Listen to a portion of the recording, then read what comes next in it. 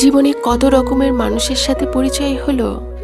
কেউ এলো, কেউ চলে গেল, ঠিক সময়ের মতোই। কিছু মুখ রয়ে গেছে স্মৃতির কোণে, আবার কত মুখ ধীরে ধীরে ঝাপসা হয়ে গেছে সময়ের পরতে পরতে। আজ আর কারো চলে যাওয়া দেখে অবাক হই না, কারণ বুঝে গেছি যার সাথে আমার যতটুকু পথ লেখা আছে সে ততটুকুই আমার পাশে হাঁটবে।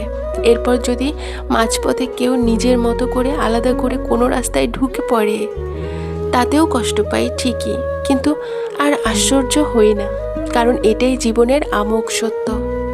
মানুষ সবসময় তার পছন্দের জায়গাতেই ছুটে যাবে, আর অসুস্থতার সময় সবচেয়ে বেশি বোঝা যায় কে আসলে আপন, কে শুধুই পথের যাত্রী। কারণ অসুস্থতায় কেউ পাশে থাকে না, তখন পাশে থাকে শুধু নিজের নিঃশব্দ শক্তি আর একলা মন। দিন শেষে সবাই একা।